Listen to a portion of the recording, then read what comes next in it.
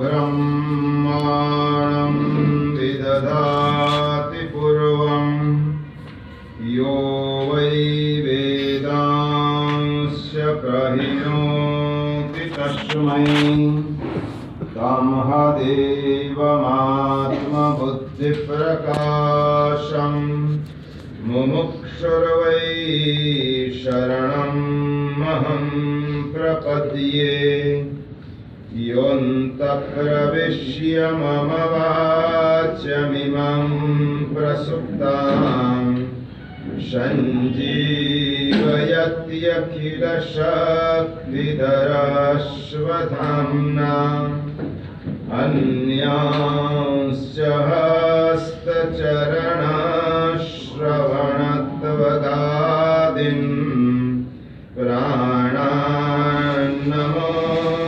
भगवते पुरुषाय तुभ्यं श्रूयतां देवदेवेश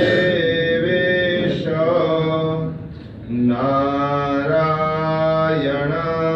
जगत्पते त्वदीयेनावधानेन कथयिष्ये शुभा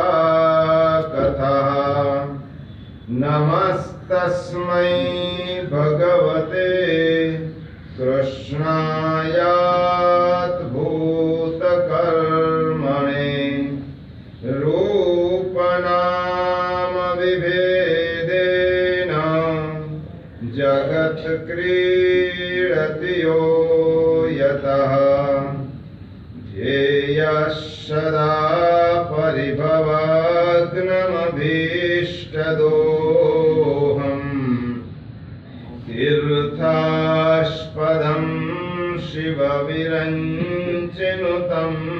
शरण्यं मृत्यार्तिहं प्रणतपालभवाब्धिपोतं वन्दे महापुरुषते चरणारविन्दम् ॐ पूर्णमदः पूर्णमिदं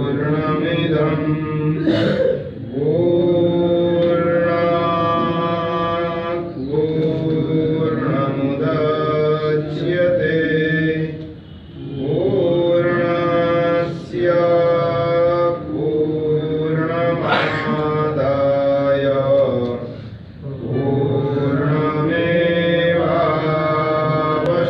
पूर्णमेवावशिष्यते। ॐ शान्ति शान्ति शान्तिः। बोलिए गीता मात की जय। શ્રીમદ ભગવદ્ ગીતા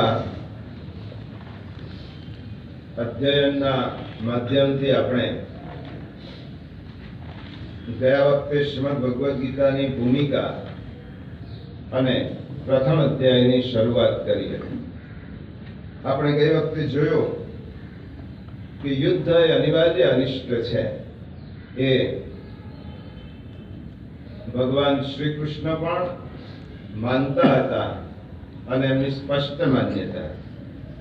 અને એટલા જ માટે શ્રી કૃષ્ણ ભગવાન શાંતિદૂત બનીને કૌરવ સભામાં ધૃતરાષ્ટ્ર વગેરે કૌરવોને સમજાવવા માટે સ્વયં ગયા. તમામને સમજાવવા માટે કૃષ્ણ ભગવાને અંતિમ પ્રયત્ન કર્યો. છેવટે ત્યાં સુધી ધૃતરાષ્ટ્રને કહ્યું કે તમે પાંડવોને ઓછામાં ઓછો એમનો અધિકાર આપી દો તો યુદ્ધ ટળી શકે એમ છે. ભીષ્મ પિતામહને મળ્યા, દ્રોણાચાર્યને મળ્યા વગેરે કૃષ્ણ વિષ્ટિનો પ્રસંગની થોડીક વાતો આપણે ગયા વખતે જોઈ હતી. છેવટે દુર્યોધને સ્પષ્ટ શબ્દોમાં કહ્યું કે સૂચક ગ્રગ્રે ન દાસ્યામિ વિના યુદ્ધેન કેશવ. સોયની અણી ઉપર રહે એટલી જમીન પણ યુદ્ધ વગર અમે આપવા તૈયાર નથી. જ્યારે આ પડકાર દુર્યોધને ફેંક્યો, કૃષ્ણ ભગવાનને બાંધવા પ્રયત્ન કર્યો, ત્યારે ભગવાને આવીને પાંડવોને વાત કરી. કુંતી માતા ક્ષત્રિયાણી હતા. ક્ષત્રિયાણી તરીકે તેમનું લોહી તપી ઉઠ્યું. તેમને બે જ વાતનો દુઃખ થયો કે કૌરવોના બધા જ અત્યાચારો આપણે સહન કર્યા, પરંતુ જ્યારે મહાભારતની પાંડવોની રાણી દ્રૌપદીના ચીરહરણ કરવા માટે ભર સભામાં પ્રયત્ન કર્યો, એ સાખી ન લેવાય. કારણ કે આ એમની મર્યાદાનો અતિરેક વટાવી ગયા હતા કૌરવ. અને બીજી વસ્તુ, શ્રી કૃષ્ણ ભગવાનને બાંધવાનો પ્રયત્ન કર્યો દુર્યોધન, એ કુંતી માતાથી સહન થયું. અને પોતાના પુત્રને કહ્યું કે ક્ષત્રિય તરીકે હવે યુદ્ધ એ જ આપણું કલ્યાણ છે. અને એટલા જ માટે કૃષ્ણ ભગવાને તમામ પ્રયત્ન કર્યા પછી જ્યારે યુદ્ધ આવી જ પડ્યું, અંગ્રેજો સાથે મહાત્મા ગાંધીજી અને કેટલાય નેતાઓએ તમામ પ્રયત્નો કર્યા, પરંતુ જ્યારે અંગ્રેજોનો અત્યાચાર વધી ગયો અને અન્યાય સામે લડવાનું થયું, ત્યારે અહિંસક બાપુએ પણ એમની અહિંસક લડત અંગ્રેજો સામે ચાલુ રાખી. કારણ કે અન્યાયને સાખી લેવો એ પણ અધર્મ છે. અને કૃષ્ણ ભગવાને આ યુદ્ધ નક્કી થઈ ગયું છે તેવું જાહેર થયું. મહર્ષિ વેદવ્યાસ એ ધૃતરાષ્ટ્ર પાસે આવે છે. આપણે ગયા વખતે જોયું હતું કે મહર્ષિ વેદવ્યાસના અંશથી 3 પ્રકારની સંતતિ જન્મી છે. સત્વ ગુણ રૂપી વિદુરજી, રજોગુણ રૂપી પાંડુ અને તમોગુણ રૂપી ધૃતરાષ્ટ્ર. રજોગુણ નો નાશ ભોગમાં થાય છે. સત્વગુણને કોઈ આકાંક્ષા હોતી જ નથી, એને રાજ્યની લાલસા હોતી નથી, એને ભક્તિ પ્રિય છે. અને ત્રીજો છે ધૃતરાષ્ટ્ર. એ ધૃતરાષ્ટ્ર એ તમોગુણ, આગળ 14મા અધ્યાયમાં આવશે. પ્રમાદાલસ્ય નિદ્રાભિ તન્નિબધ્નાતિ ભારત. આ ધૃતરાષ્ટ્ર એ તમોગુણની સંતતિ મહર્ષિ વેદવ્યાસ. એ વેદવ્યાસજીને એમ થયું કે મારા પુત્રને હજી પણ કહું, કારણ કે વેદવ્યાસ તો દીર્ઘદ્રષ્ટા હતા, ભવિષ્યનું દર્શન તેમની પાસે હતું. એમને ખબર હતી કે આ હોની છે અને કોઈ ટાળી શકવાનું નથી. બધા જ પ્રયત્ન સ્વયં ભગવાને પણ કર્યા છે. અને તે વખતે વેદવ્યાસે ધૃતરાષ્ટ્રની પાસે આવીને કહ્યું કે હે રાજા, કારણ કે પુત્ર જ રાજ્ય ગાદી ઉપર બેઠો, હે ધૃતરાષ્ટ્ર, હું તને દિવ્ય દ્રષ્ટિ આપું છું. આ દિવ્ય દ્રષ્ટિથી તું બનનારી બનેલી ઘટનાઓ, બનતી ઘટનાઓ, ભવિષ્યમાં થનારી ઘટનાઓ, માણસના બોલે છે તે એની અંદરની વાત તું જાણી શકીશ. યુદ્ધનો પ્રત્યક્ષ તું જોઈ શકીશ. આ દ્રષ્ટિ હું તને આપું છું. ધૃતરાષ્ટ્રે કહ્યું કે પિતાજી, આમ તો અંધ છું અને મારા જ કુલનો સંભાર જોવા માટે આ દ્રષ્ટિ લઈને શું કરું? મારે દિવ્ય દ્રષ્ટિ નથી જોઈતી, પણ મારે યુદ્ધ નો અહેવાલ જાણવો છે. શું થાય છે, કોણ લડે છે. તો આ મારા જે મંત્રી છે સંજયને આપ દિવ્ય દ્રષ્ટિ આપ. અને ધૃતરાષ્ટ્રના કહેવાથી ગલ્વગણ ઋષિનો પુત્ર સંજય, એને મહર્ષિ વેદવ્યાસે દિવ્ય દ્રષ્ટિ આપી કે યુદ્ધમાં બનેલી તમામ ઘટનાઓ એ જોઈ શકે અને ધૃતરાષ્ટ્રને તેનું વર્ણન યથાર્થ રીતે કરીશું. આ સંજયને દિવ્ય દ્રષ્ટિ મળી અને તે વખતે ગઈ વખતે જોયું હતું કે ભીષ્મ પિતામહના પતન પછી ધૃતરાષ્ટ્રે સંજયને પૂછ્યું છે કે હવે મારે આખું જાણવું છે શું થયું. અથથી ઇતિ સુધી આ યુદ્ધ પ્રથમ દિવસથી શરૂ કરીને મારે જાણવું છે કે આ યુદ્ધ કેવી રીતે થયું, કોણ લડ્યું, કેવી રીતે પરાજય થયો અને ભીષ્મ પિતામહનું પતન કેવી રીતે થયું. અને આ વેદવ્યાસ શ્રીમદ ભગવદ્ ગીતાનું સંકલન કરે છે. આપણા મનમાં કોઈ પણ પ્રકારની શંકા શ્રીમદ ભગવદ્ ગીતા વિશે હોય તો અભ્યાસ કરીને દૂર કરવી જોઈએ. ઘણાને એમ થાય કે યુદ્ધના મેદાનમાં 700 શ્લોકની ગીતા કેવી રીતે શક્ય છે, કેવો માહોલ હોય લડાઈનો. 18 અક્ષની સેના 11 અને 7 સામસામે ગોઠવાઈ હોય, શંખનાદ થયા હોય અને લોકો એકબીજાને મારવા અને મરવા માટે તૈયાર થઈને આવેલા હોય. તે વખતે કુરુક્ષેત્રના મેદાનમાં આ તત્વજ્ઞાનનો ઉપદેશ શક્ય છે ખરો? હવે વિચાર કરો, કુરુક્ષેત્રનું માપ પણ આપણે હમણાં જોઈએ છીએ. આવો લાખો મીટરનું મેદાન હોય, કિલોમીટરનું, ને એમાં અર્જુનને એક ખૂણામાં ભગવાન લઈ જાય. 700 શ્લોક. એ ગીતા એટલે ગવાઈની. અર્જુન અને શ્રી કૃષ્ણ ભગવાન વચ્ચેનો સંવાદ છે. એક રથમાં બેસીને, દાખલા તરીકે ગમે તેવી પરિસ્થિતિ હોય, ઘોંઘાટ હોય, પણ એક ગાડીમાં બેસી અને શેઠ અને ડ્રાઈવર વાતો કરતા હોય, આમાં કલાકો તો ક્યાં નીકળી જાય. ગીતા 1.25 કલાકમાં અક્ષરશઃ એનું પારાયણ કરીએ તો ગીતાનું પારાયણ 1.25 થી 1.5 કલાકમાં આપણે પૂરું કરીશું. હવે આ સંવાદ છે. ભગવાન બોલ્યા, અર્જુને પૂછ્યું છે, ભગવાને જવાબ આપ્યો છે. આ સંકલન વેદવ્યાસે કર્યું છે. આખું સંવાદનો પ્રથમ અધ્યાયનો પ્રથમ શ્લોક વેદવ્યાસે લખ્યો. ભગવાને બોલ્યા, ધૃતરાષ્ટ્ર પૂછ્યું હશે અને વેદવ્યાસે તેનું સંકલન કર્યું. એડિટિંગ આખું વેદવ્યાસે કર્યું. કયા સંવાદ કેવી રીતે લેવાના, એ કયો અધ્યાય, કઈ ભગવાન શું બોલ્યા, અર્જુને પૂછ્યો, એ કઈ રીતે મૂકવાનું, એનું આખું સંકલન મહર્ષિ વેદવ્યાસ. વેદવ્યાસ જીવનના ભાષ્યકાર છે અને વેદવ્યાસ માટે તો એમ કહેવાય અચતુર્વદનો બ્રહ્મા.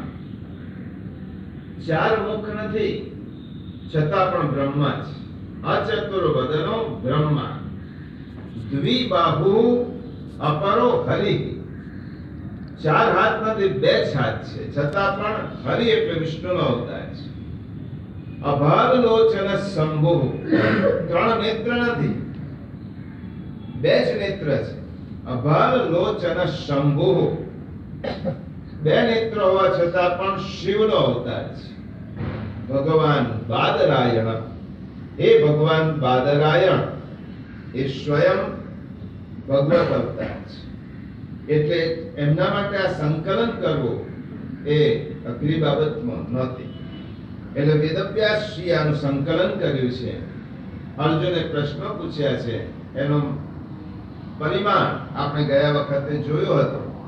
ધૃતરાષ્ટ્ર 1 શ્લોક બોલ્યો છે, સંજય અર્જુન 54 શ્લોકમાં કૃષ્ણ ભગવાન જે શ્લોકો બોલ્યા છે એ આપણે ગયા વખતે જોયું. હવે જ્યારે ધૃતરાષ્ટ્ર પૂછે છે, સંજય, બંને મંત્રી અને રાજા બેઠેલા છે, હે સંજય, હવે મને જાણવાની ઈચ્છા છે. એટલે ગીતાનો પ્રારંભ ધૃતરાષ્ટ્ર ઉવાચથી થયો છે.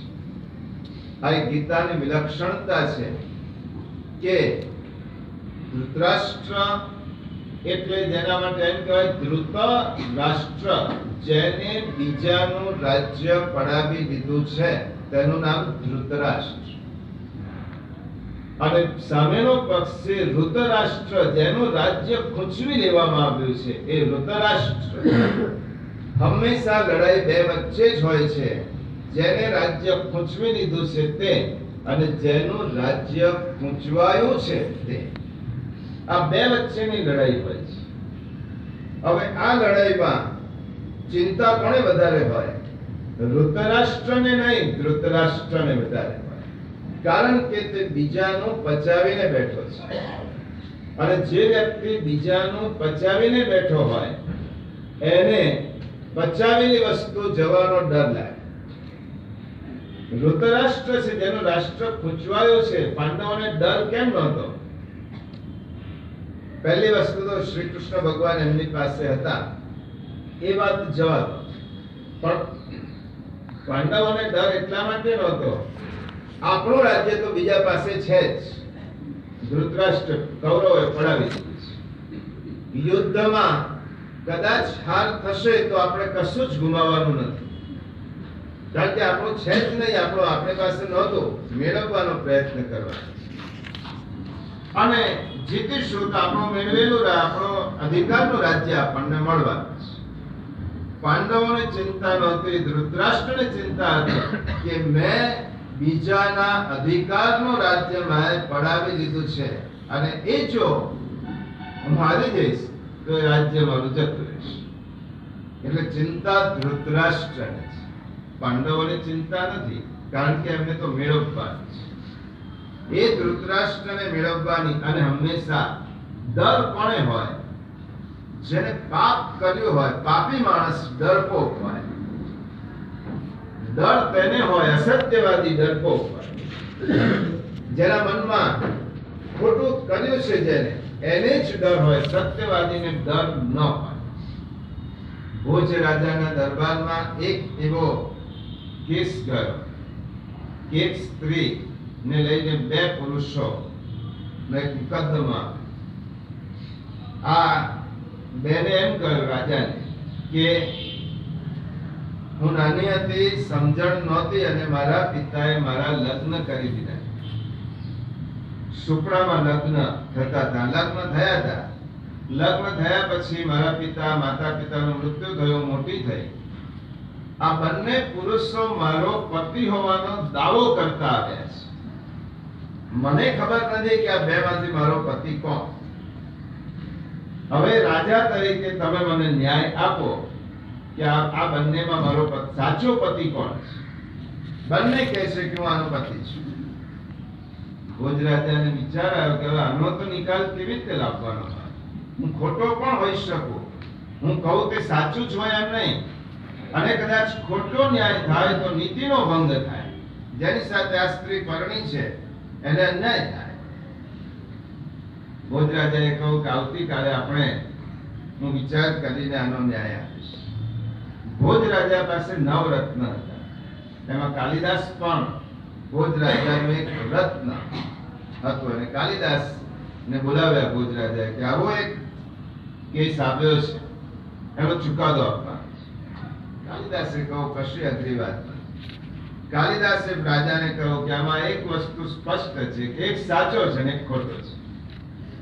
સાચાને શોધવાનો, આપણે ખોટાને શોધવાનો છે. જે ખોટો મળી જશે બાકીનો સાચો છે, પણ શોધવો કેવી રીતે? કઈ નહીં, કાલે તમે મોકલજો. કાલિદાસે બધું જ સમજાવ્યું. હું આવું પહેલા તમારે પ્રચાર કરવાનો રાજ્ય. કાલિદાસ, કાલીનો મહાન ઉપાસક, એમને બધું જ ખબર પડે કાલિદાસ આનો ન્યાય આપશે.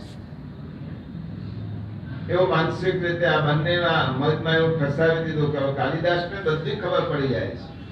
અને તે વખતે કાલિદાસે કહ્યું કોઈ મારી સાથે નથી આવવાની, ખુલ્લી તલવાર વાળો માણસ આવો, અને આ બે પુરુષો આવો, સ્ત્રીની કોઈ જરૂર નથી. અને એમને દિવાલની સામે ઊંધા ઉભા રાખ્યા. અને કાલિદાસે કહો મંત્ર બોલીશ. શું મંત્ર કાલિદાસને આવડતો હશે ખબર નહીં, પણ હું બોલીશ એમ કહ્યું. અને 5 મિનિટમાં તમારે પાછળ નથી જોવાનું, હું આ તલવાર જે છે એના હાથમાં છે એને હુકમ કરીશ કે આને મારી નાખ. અને જે ખોટો હશે એનો શિરચ્છેદ થઈ જશે. બંને જણ ઉભા રહ્યા.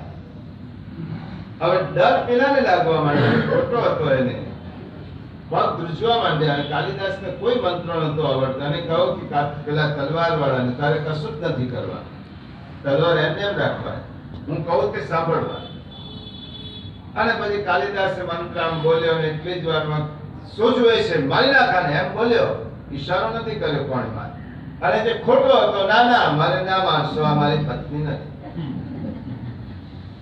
અને કાલિદાસે કહ્યું જુઠ્ઠો છે, આ સત્ય છે. ડરે કોણ? જેના મનમાં પાપ છે, જેને બીજાનું ખૂંચવી દીધું છે, એને ડર લાગે. આ ધૃતરાષ્ટ્રનો ડર છે પહેલા શું, એની ચિંતા છે. અને એ ચિંતામાં ધૃતરાષ્ટ્ર સંજયને પૂછે છે, ધર્મ ક્ષેત્રે કુરુક્ષેત્રે સમવેતાયુત્સવ. ધર્મ ક્ષેત્રમાં કુરુક્ષેત્રમાં સમવેતા એટલે ભેગા થયેલા, યુયુત્સવ એટલે યુદ્ધની ઈચ્છા વાળા. મામકઃ પાંડવશ્ચૈવ, મારા અને પાંડવોના પુત્રોએ કિમ કુર્વત કિમ અકુર્વત, ભૂતકાળ છે, શું કર્યું હતું? કારણ કે 10મા દિવસ પછી આ ગીતા સાંભળે છે. શું કર્યું? કિમ કુર્વત સંજય, હે સંજય, એ જાણવાની ઈચ્છા છે. આ ધૃતરાષ્ટ્રની ચિંતા છે. હવે પહેલા અધ્યાયનો અંત છે અર્જુન વિષાદ યોગ. આ શ્રીમદ ભગવદ ગીતાનું મહાત્મ્ય આપણે સમજ્યા છે, સમયાંતરે મહાત્મ્ય સમજીશું. પહેલા અધ્યાયનું જ નામ યોગ છે. અને તમે દરેક અધ્યાયની નીચે જોજો, ઇતિ શ્રીમદ ભગવદ ગીતા ઉપનિષત્સુ બ્રહ્મ વિદ્યાયામ યોગ શાસ્ત્રે. શ્રીમદ ભગવદ ગીતાને મહર્ષિ વેદવ્યાસે 3 શાસ્ત્ર સાથે સરખાવી. ઇતિ શ્રીમદ ભગવદ ગીતાસુ ઉપનિષત્સુ. શ્રીમદ ભગવદ ગીતા ઉપનિષદ છે. સર્વોપનિષદો ગાવો, બધા જ ઉપનિષદોનું દોહન છે એટલે ઉપનિષદ છે. બ્રહ્મ વિદ્યા છે, બ્રહ્મને મેળવવાની, બ્રહ્મને ઓળખવાની વિદ્યા છે, બ્રહ્મ વિદ્યાયામ. પછી કહો યોગ શાસ્ત્રે. શ્રીમદ ભગવદ ગીતા યોગ શાસ્ત્ર છે. કૃષ્ણાર્જુન સંવાદે, કૃષ્ણ અને અર્જુનના સંવાદમાંથી આ અર્જુન વિષાદ યોગ. શ્રીમદ ભગવદ ગીતાના તમામ અધ્યાયને યોગનું નામ આપવામાં આવ્યું છે. યોગ એટલે જોડાણ. યુજ ધાતુ પરથી યોગ થયો અને યુજનો અર્થ ટુ જોઈન, ભગવાન સાથેનું જોડાણ, પરબ્રહ્મ સાથેનું જોડાણ, એને યોગ કહેવાય. આ ગીતા યોગ છે. વિષાદને પણ યોગ નામ આપવામાં આવ્યું. અને આ મહાભારતના 18 પર્વમાં ભીષ્મ પર્વમાં 13 થી 42માં અધ્યાયની અંતર્ગત શ્રીમદ ભગવદ ગીતા છે. મહાભારતનો ભીષ્મ પર્વમાં શ્રીમદ ભગવદ ગીતા રહેલી છે. 1 લાખ શ્લોકોમાંથી 700 શ્લોકને શ્રીમદ ભગવદ ગીતા નામ આપવામાં આવ્યું છે. અને વેદવ્યાસને સ્પષ્ટ રીતે આપણને જણાવી દીધું, હવે કૃષ્ણ નથી બોલતા. મહાભારતમાં જ્યાં જ્યાં ભગવાન બોલ્યા ત્યાં અનેક શ્લોકોમાં કૃષ્ણ ઉવાચ એમ લખ્યું છે વેદવ્યાસ. પણ શ્રીમદ ભગવદ ગીતાનો ઉપદેશ જ્યારે ભગવાને શરૂ કર્યો ત્યારે વેદવ્યાસે શબ્દ સુધાર્યો છે, શ્રી ભગવાન ઉવાચ. દીર્ઘદ્રષ્ટા વેદવ્યાસને થયું કે હવે જે બોલે છે તે આ સૃષ્ટિની અંતિમ શક્તિ બોલે છે, એબ્સોલ્યુટ રિયાલિટી બોલે છે. અને એ ભગવાન તો હજી બોલવાની શરૂઆત હવે કરશે. શ્રીમદ ભગવદ ગીતા સાયકોલોજીનો શ્રેષ્ઠ ગ્રંથ છે. કારણ કે મનોવિજ્ઞાન એમ કહે છે કે સામેની વ્યક્તિને પહેલા તમે સાંભળો, એના હૃદયમાં, એના મનમાં જે હોય તે કહી દેવાનું. એને સાંભળ્યા પછી તમે નિર્ણય કરી શકશો કે એના મનમાં શું છે. ભગવાને શાંતિથી પહેલા તો અર્જુનને સાંભળશે. પહેલા તો ધૃતરાષ્ટ્રની વાત છે. ધૃતરાષ્ટ્ર પૂછે છે, પછી અર્જુન બોલશે. પહેલા શ્લોકમાં ધૃતરાષ્ટ્રનો પ્રશ્ન છે, ધર્મ ક્ષેત્રે કુરુક્ષેત્ર. ગીતાની શરૂઆત જ હવે આને ઉલટાવી શકતા તો અર્થમાં ભેદ ના પડતો. કુરુક્ષેત્રે, ધર્મક્ષેત્રે, સમવેતાયુત્સવ, અર્થમાં કોઈ ભેદ ના પડતો.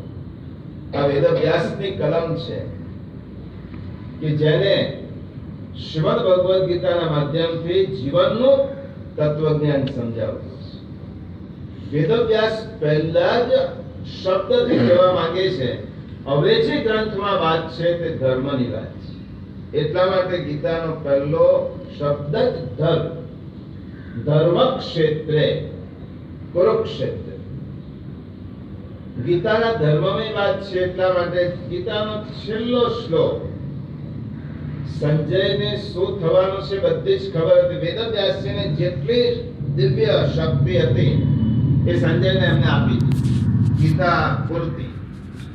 એટલે સંજય છેવટે કહે છે આ પહેલો શ્લોક ઉપક્રમ છે અને છેલ્લો શ્લોક ઉપસંહાર છે। ગીતા 2 શ્લોકમાં અંત પૂરું થઈ જાય।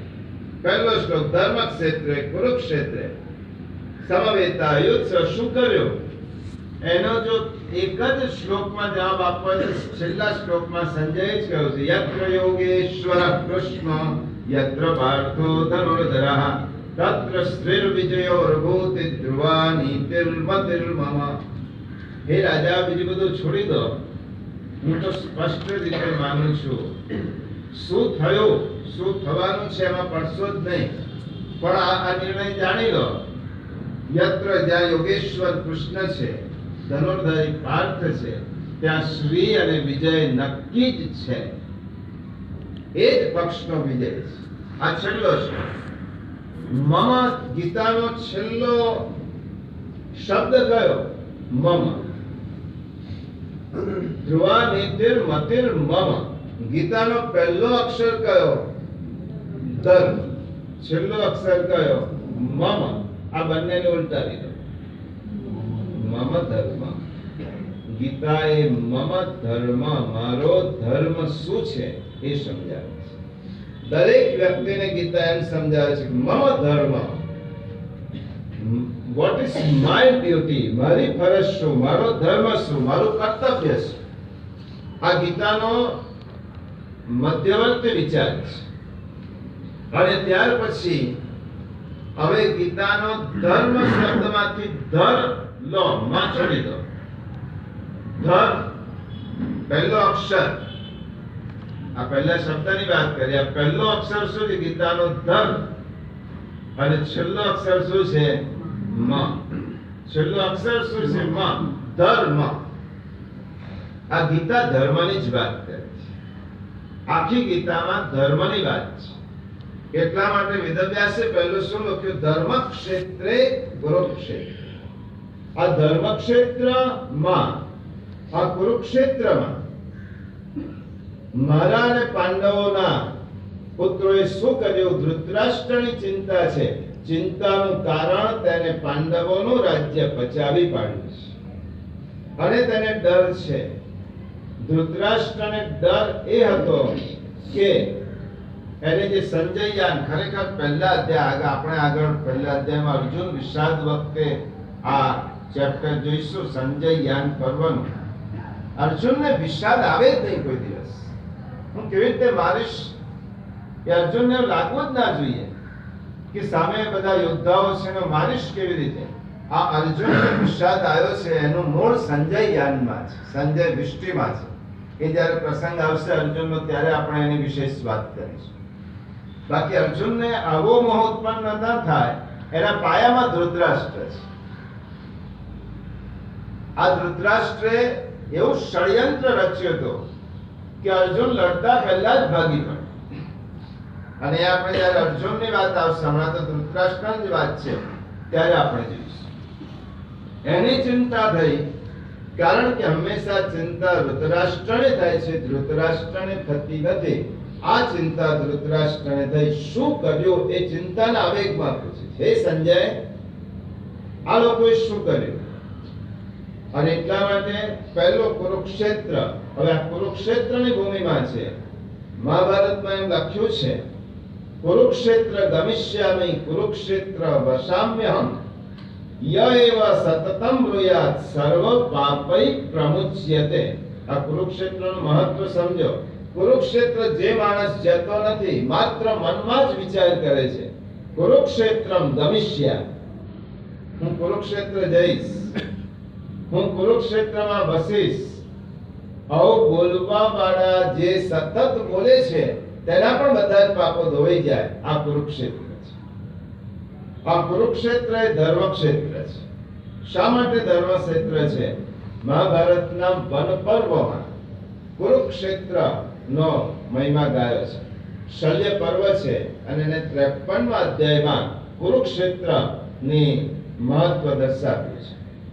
સરસ્વતી નદીના દક્ષિણ ભાગમાં દ્રષદવતી નદીના ઉત્તર ભાગમાં મધ્યમાં આ જે જગ્યા છે તેને કુરુક્ષેત્ર કહેવાય છે. આ ક્ષેત્રની પરિમાણ કયો છે કે 8 યોજન લાંબુ અને 5 યોજન પહોળું છે. 1 યોજન બરાબર 8 માઇલ આ કુરુક્ષેત્રનું માપ છે. એટલે 64 અને 8 પંચા 40. આ બાજુ 64 માઇલ અને 40 માઇલ નો જે વિસ્તાર એ કુરુક્ષેત્ર કહેવાય. આજે પણ આજની જે ગણતરી છે અંબાલાથી જતા દક્ષિણમાં અને દિલ્હીની ઉત્તરમાં હાલ પણ કુરુક્ષેત્ર નામનું સ્થળ છે. મહાભારતમાં એક આનું નામ બતાવ્યું છે સમંત પંચક. આ મહાભારતમાં એક નામ કુરુક્ષેત્ર છે અને શતપથ બ્રાહ્મણમાં તેનો ઉલ્લેખ કર્યો છે કે આ જગ્યાએ અગ્નિ, વરુણ, બ્રહ્મા વગેરે તપ કર્યું હતું અને પછી કુરુ રાજાએ પણ અહીંયા તપ કર્યું. એટલા માટે આ કુરુનું ક્ષેત્ર, કુરુ રાજાનું ક્ષેત્ર કહેવાય છે, એનું કુરુક્ષેત્ર છે. અને એને ધર્મક્ષેત્ર એવા એટલા માટે કહેવાય કે આ તપોભૂમિ છે. દેવતાઓની અને રાજાની તપોભૂમિ છે એટલા માટે આને ધર્મક્ષેત્ર પણ કહેવાય છે. આ ભૂમિ ઉપર અહીંયા આ યુદ્ધ થયું છે. ધર્મક્ષેત્રે કુરુક્ષેત્ર. હવે કે જે સમવેતા યુયુત્સવ, યુદ્ધ માટે ભેગા થયેલા છે. સમવેતા ભેગા થયેલા છે. ધૃતરાષ્ટ્રને જાણવું છે કે મેં જે કુટિલ નીતિથી સંજયને અર્જુન યુધિષ્ઠિર પાસે મોકલ્યો હતો એ કુટિલ નીતિ જો સફળ થઈ હોય તો પાંડવોએ હત્યા છોડી દેવા જોઈએ એવો સંદેશો ધૃતરાષ્ટ્રએ મોકલ્યો હતો. અને સંજય યાન પર્વમાં આ સંદેશો છે સમજાવવા માટે યુધિષ્ઠિરને, તમે તો ધર્મિષ્ઠ છો, ધર્મ પાલનમાં માનવા વાળા છો. આ ધૃતરાષ્ટ્રના વાક્યો છે. તમે તમારા ભાઈઓ સાથે યુદ્ધ કરશો. કૌરવો તો સ્વભાવથી યુદ્ધખોર છે, એટલે મારા પુત્રો, પરંતુ તમે તો ધર્મમાં માનવા વાળા છો. યુધિષ્ઠિર, તારા હાથે તારા ભાઈઓના લોહીની નદી વેવડાવવા તો માંગીશ. સંજય જે ધૃતરાષ્ટ્રના વાક્યો કહે છે અને યુધિષ્ઠિર પણ 1 મિનિટ માટે હલી ગયા. કાકા જે કહે છે એ વાત 100% સાચી છે. હું મારો ધર્મને શા માટે બાજુએ મૂકું? એ નીતિ, એ મારી કુટિલ નીતિ સફળ થઈ કે નહીં એટલા માટે પૂછે છે. સમવેતા ભેગા થયેલા, યુયુત્સવ યુદ્ધ માટે ભેગા થયેલા. હવે જે શબ્દ આવે છે ત્યાંથી ગીતા યુદ્ધની શરૂઆત અહીંયાથી થાય. મા અમકા પાંડવાશ્ચૈવ, જ્યાં ભેદ બુદ્ધિ આવી ત્યાં ભય નિર્માણ થયું. પાંડુ અને ધૃતરાષ્ટ્ર, પાંડુના પુત્ર પાંડવ અને ધૃતરાષ્ટ્રના પુત્ર કૌરવ. યુધિષ્ઠિર અને પાંડવો ધૃતરાષ્ટ્રને પિતા સમાન જ ગણતા.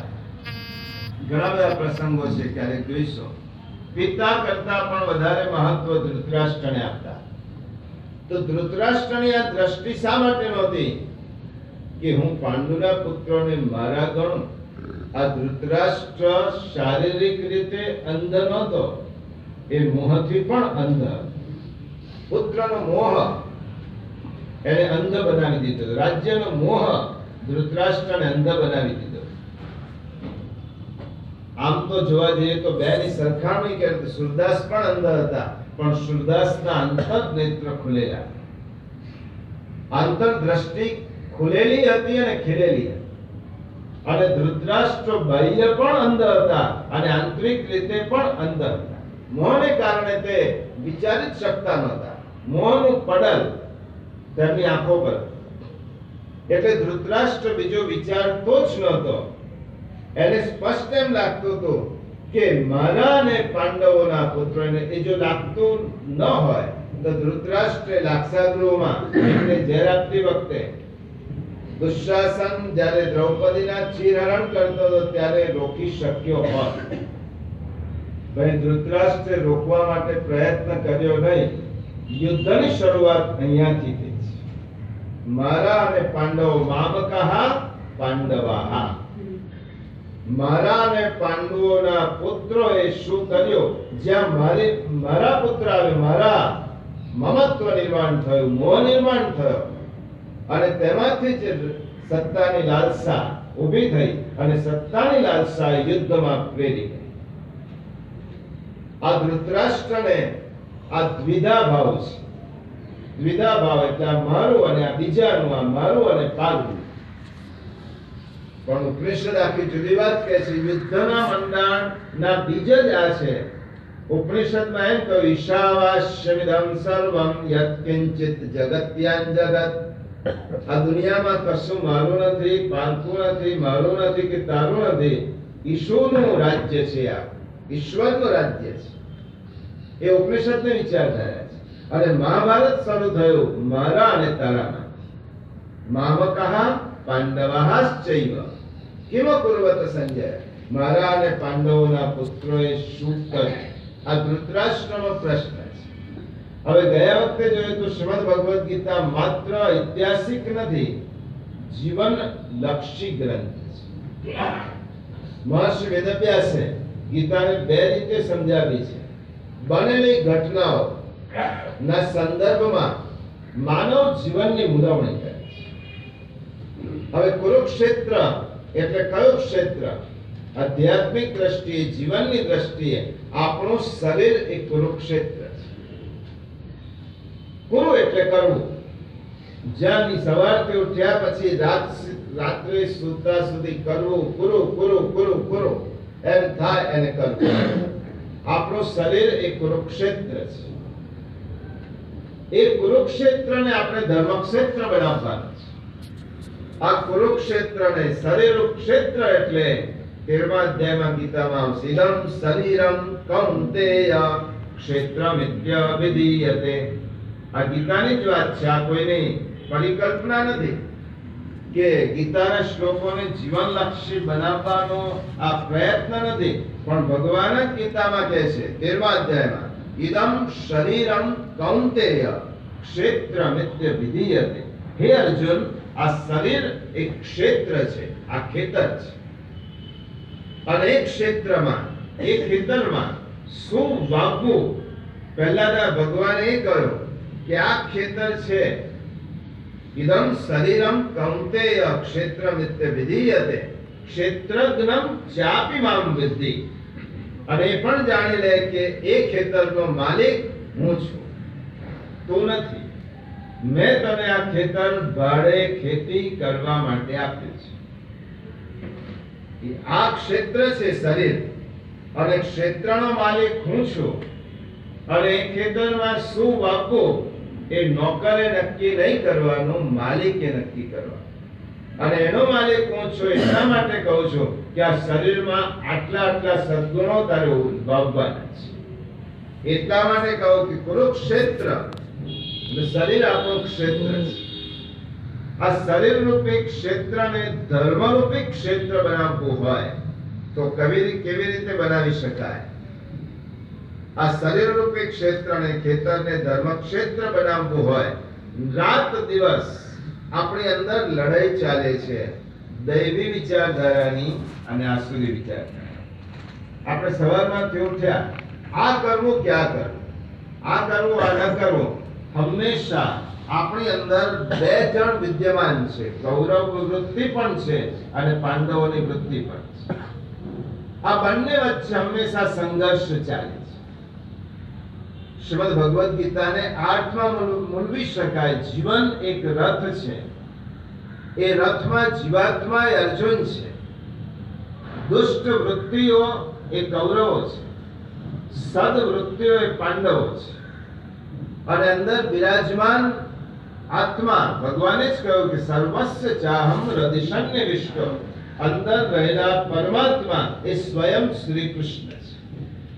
આ શ્રી કૃષ્ણ ભગવાને મારા જીવનની રથની લગામ એમના હાથમાં રાખી છે. અને જીવાત્મા એ અર્જુન છે. હે અર્જુનને ભગવાન એ સમજાવવા માંગે છે કે હે અર્જુન, તારા ક્ષેત્રને ધર્મ ક્ષેત્ર બનાવવું હોય તો તારી અંદર રહેલી જે દુષ્ટ વૃત્તિઓ છે એનો નાશ કર અને સદવૃત્તિનો વિજય થાય. સદગુણોનો વિજય થાય અને દુષ્ટ વૃત્તિનો નાશ થાય ત્યારે આપણું શરીર એક ધર્મ ક્ષેત્ર થાય. કુરુક્ષેત્ર બધાનો છે.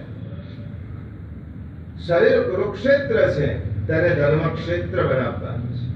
અને આ ધર્મ ક્ષેત્ર બનાવવા માટે આપણે શું કરવું પડે? આપણી આ સદવૃત્તિઓ છે તેનું હનન કરવું પડે. રવિશંકર મહારાજ એમ કહે છે કે કુરુક્ષેત્ર આપણી જ ભાષા. રવિશંકર મહારાજે બહુ જ અદ્ભુત કામ કર્યું છે. એનું ગીતાબોધ કરીને એક સુંદર પુસ્તક છે. જેવી રીતે આપણે અહીંયા ગીતાનું અધ્યયન કરીએ છીએ એવી રીતે રવિશંકર મહારાજે પોતે ગામડામાં જઈ અને ખેડૂતોની વચ્ચે ગામમાં બેસી અને ગીતાના એક એક શ્લોક એમની ભાષામાં સમજાવેલા, સરળ ભાષા. એમને એમ કહ્યું કે જુઓ, ગીતા એમ કહે છે કે આપણો આ કુરુક્ષેત્ર એટલે કર્મનું ક્ષેત્ર. આપણે જે કરીએ છીએ એ આપણું કર્મનું ક્ષેત્ર. આ કર્મ ક્ષેત્રમાં આપણે સદગુણો વાવવાના છે. આ સદવૃત્તિઓને વિકસાવવાની છે. અને વિકસાવીશું તો આપણો ધર્મ ક્ષેત્ર થશે. એ કુરુક્ષેત્ર એટલે રવિશંકર મહારાજે કર્મનું ક્ષેત્ર, આપણા કર્મનું ક્ષેત્ર. એવી રીતે કર્ટ લ્યુઇન નામનો એક પાશ્ચાત્ય વિચાર, એ મનોવૈજ્ઞાનિક છે.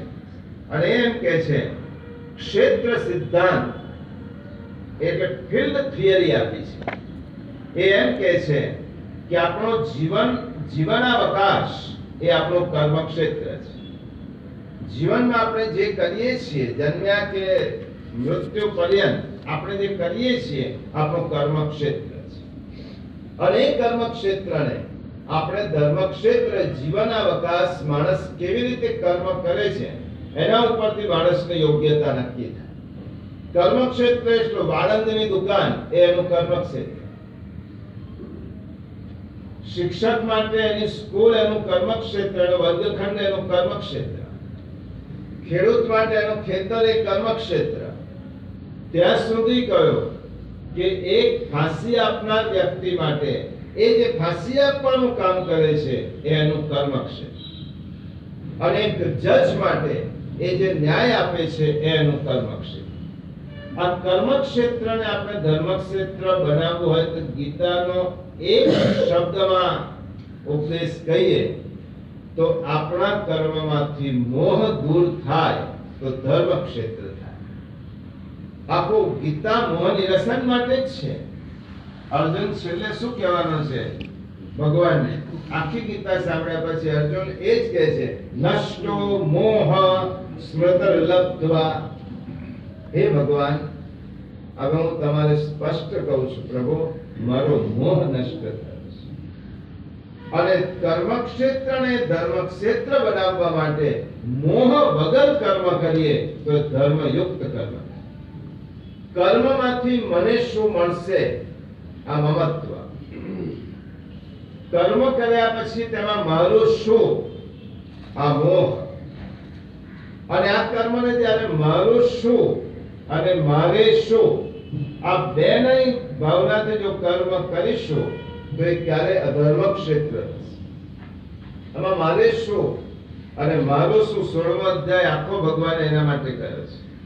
એટલે આપણે કર્મ કરીએ તો આપણને શું મળશે, એમાંથી મારી ઉપજ શું, મારો સ્વાર્થ શું, આ દૂર કરીએ ત્યારે મોહ દૂર થાય તો તે કર્મ ક્ષેત્ર એ ધર્મ ક્ષેત્ર થાય છે. કર્મ ક્ષેત્ર એટલા માટે કહ્યું કે તો ગીતાનો એક પક્ષી પહેલા અધ્યાયનો સંદેશ શું છે આપણા બધામાં રહેલો એક ધૃતરાષ્ટ્ર છે, બધામાં રહેલો ધૃતરાષ્ટ્ર છે. એને બીજાનું પડાવવાની વૃત્તિ દરેક વ્યક્તિમાં રહેલી છે. આપણી અંદર રહેલો ધૃતરાષ્ટ્ર આપણે ઢંઢોળવાનો છે. મારી અંદર ચિત્તના એક ખૂણામાં ધૃતરાષ્ટ્ર પડેલો છે. કૌરવોની વૃત્તિ મારી અંદર પડેલી છે. એ ધૃતરાષ્ટ્રને મારે ઢંઢોળીને એ ધૃતરાષ્ટ્રને કાઢવાનો છે. અને આપણી અંદર એક કૃષ્ણ રહેલો છે, એને પામવાનો છે. ગીતાનો કોઈ એમ પૂછે કે ગીતાનો એક વાક્યમાં સંદેશો, આપણી અંદર રહેલા ધૃતરાષ્ટ્રને ઢંઢોળીને બહાર કાઢો, બહાર ફેંકી દો. અને આપણી જ અંદર રહેલો જે કૃષ્ણ છે તેને આપણે પામવાનો છે, તેને ઓળખવાનો છે, તેને સમજવાનો છે. અને સમજીને તેને પામવાનો છે. એટલે આ દુનિયામાં ધૃતરાષ્ટ્ર એક જ નહોતો. છતી આંખે પણ જે આંધળા હોય એ ધૃતરાષ્ટ્ર, છતાં કાને પણ જે બહેરા હોય એ ધૃતરાષ્ટ્ર, અને છતે પગે પણ જે લંગડા હોય એ ધૃતરાષ્ટ્ર. આ ધૃતરાષ્ટ્રની સેના છે. આપણે વિવેચન જ્યારે આવશે ત્યારે કરીશું. આ ધૃતરાષ્ટ્રની પત્ની એનું નામ ગાંધારી. ગઈ વખતે થોડોક ઉલ્લેખ કર્યો હતો. આ ગાંધારીએ બે કારણથી આંખે પાટા બાંધ્યા. નીતિશાસ્ત્ર એમ કહે છે કે પુરુષને અંધ હોય તો સ્ત્રીએ તેને દ્રષ્ટિ આપીને દિશા બતાવી છે. ગાંધારીએ ધર્મનું ખોટી રીતે પાલન કર્યું કે મારો પતિ અંત છે એટલા માટે હું પાટા બાંધું. આ પાતિવ્રત્ય નહીં. કદાચ એક કન્સેપ્ટ એમ માનીએ કે ગાંધારીનો ત્યાગ છે, પણ બીજા સંદર્ભમાં વ્યક્તિગત રીતે કદાચ આ તેની તપસ્યા છે, આ તેની સાધના છે. પરંતુ સામાજિક રીતે તે પાપ છે, નૈતિક રીતે પાપ છે. કારણ કે આ ગાંધારી જાણતી હતી કે મારા પુત્રોએ પાંડુ પુત્રો સાથે અન્યાય કર્યો છે, મારવા પ્રયત્ન કરે છે. ગાંધારી રોકી શકી નહીં. એની વ્યક્તિગત સાધના એટલી જ હતી કે કૃષ્ણ ભગવાનને પણ શ્રાપ આપી શકી. એની વ્યક્તિગત સાધનાનું પરિણામ છે. કારણ કે કુદરતનો નિયમ છે, શાસ્ત્રનો, સાધના કરો એટલે સિદ્ધિ મળે. કોઈ પણ એક ઇન્દ્રિય જ્યારે આપણા અંકુશમાં રાખીએ છીએ ત્યારે ઇન્દ્રિયોની શક્તિ એ અનેક ગણી થઈ જાય છે. 10 મિનિટ આંખો બંધ કરીને જ્યારે આંખો ખોલીએ ત્યારે આંખમાં એક પ્રકારની શક્તિ આવે છે. એક દિવસ મૌન રાખીને પછી આપણે બોલીએ તો મૌન તૂટે, તો બોલવામાં પણ એક શક્તિ. એવી રીતે ગાંધારીએ પોતાની આંખો શક્તિને કેન્દ્રિત કરી હતી. પણ એ ધારી હોત તો પોતાના પુત્રોને આ પાપમાંથી ઉગારી શકી હોત, અટકાવી શકી હોત. મહાભારતમાં એક પણ ઠેકાણે લખ્યું નથી કે ગાંધારીએ દુર્યોધનને એમ કહ્યું હતું આ ખોટું કરે છે. હા, એટલું જ કહ્યું. દુર્યોધન જ્યારે આશીર્વાદ દેવા ગયો ત્યારે ગાંધારીએ એટલું જ કહ્યું, સતી હતી ને, કે તમારામાં સત હશે ત્યાં સુધી તમારો વિજય થશે. પણ ગાંધારી આંખે પાટા બાંધ્યા. ધૃતરાષ્ટ્ર તો અંધ હતો જ, પણ એને દિશા આપવાનું કામ ગાંધારીએ કરવાનું હતું. ગાંધારીએ સામાજિક અને પારિવારિક ભૂમિકામાં ગાંધારી અહીંયા નિષ્ફળ ગઈ છે. ભલે સતી હશે. અને દુર્યોધન કૌરવના પુત્રો પણ બધા જ નામ પણ મહાભારતમાં છે. દુર્યોધન, દુશાસન, દુસ્સહ, દુશ્શલ, દુસ્સહ, દુર્દર્શ, દુર્મર્ષણ, બધાના નામ દુહ પરથી શરૂ થાય છે. એનો અર્થ દુહ એટલે દુષ્ટતા. દુહનો અર્થ દુષ્ટતા થાય. જેની વૃત્તિ દુષ્ટ છે તેનું નામ દુર્યોધન, તેનું નામ દુશાસન, શાસન દુષ્ટ, જેનું જોવાનું દુષ્ટ, આ દુર્યોધન. એટલે આનો સાર એટલો જ પહેલા શ્લોકનો કે જે શક્તિ દેવ કાર્ય માટે વપરાય તે જ આદરણીય, પણ જે શક્તિ આસુરી કાર્ય માટે વપરાય તે શૌર્ય. એ ગમે તેનું હોય, ભીષ્મનું હોય કે દ્રોણાચાર્યનું હોય, તો પણ તે શૌર્ય એ નિંદાને પાત્ર છે. અને એ આપણે જોઈશું આ પહેલો જીવનનો સંદેશ. આપણા શરીરમાં, આપણા અંદર પણ ધૃતરાષ્ટ્ર રહેલો છે, જે અંધ છે, મોહાંધ છે. એ મહાન ધૃતરાષ્ટ્રને આપણે તેની આંખો ખોલવાની છે. ગીતાના જ્ઞાનથી તેની આંખો ખોલી અને આપણી અંદર રહેલા કૃષ્ણને પામવાનો છે. આપણા કર્મક્ષેત્રને આપણે ધર્મક્ષેત્ર બનાવવાનું છે. પહેલો શ્લોક, ધર્મક્ષેત્રે કુરુક્ષેત્રે સમવેતાયુયુત્સવ મામકઃ પાંડવાશ્ચૈવ કિમ કુર્વત સંજય. આ પ્રશ્ન પૂછે છે અને પછી જે જવાબ આપે છે એ બીજા શ્લોકનું પારાયણ આજે આપણે હું બોલાવું તે રીતે બોલી અને કરી રાખીશું. હવે પછીના શ્લોકો એક જ સેશનમાં કદાચ 2-3 શ્લોક પણ પૂર્ણ થાય, કારણ કે પછી જ્યાં વિવેચન કરવાનું છે ત્યાં આપણે વિવેચન કરીશું. હવે પહેલા શ્લોક પછી બીજો શ્લોકમાં સંજય બોલે છે. આ ધૃતરાષ્ટ્રનો પ્રશ્ન, આખી ગીતામાં ધૃતરાષ્ટ્ર એક જ શ્લોક બોલ્યો છે ને એનો શ્લોક પૂર્ણ થઈ ગયો. પછી ક્યારે પણ ધૃતરાષ્ટ્ર બોલ્યા નથી, પછી સંજય જ બોલે છે.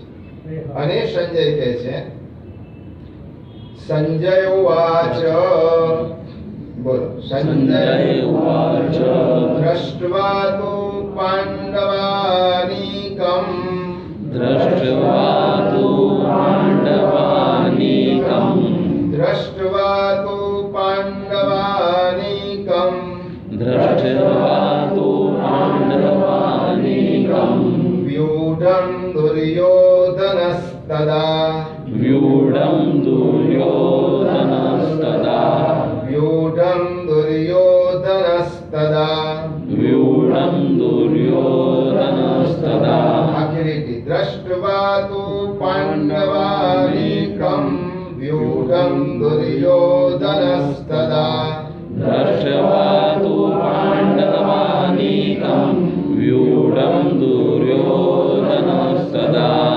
આચાર્યમુપસંગમ્ય, આચાર્યમુપસંગમ્ય, આચાર્યમુપસંગમ્ય, આચાર્યમુપસંગમ્ય, રાજા વચનમબ્રવીત, રાજા વચનમબ્રવીત, રાજા વચનમબ્રવીત, રાજા વચનમબ્રવીત. આખી લીટી, આચાર્યમુપસંગમ્ય રાજા વચનમબ્રવીત, આચાર્યમુપસંગમ્ય, રાજા વચનમબ્રવીત. સાથે દ્રષ્ટવા તુ પાંડવાનીકમ, વ્યુઢં દુર્યોધનસ્તદા, આચાર્યમુપસંગમ્ય, રાજા વચનમબ્રવીત. એનું વિવેચન, એનું વિવરણ આપણે આવતા રવિવારે જોઈશું. હવે આપણે આરતી કરી શ્લોક બોલીએ.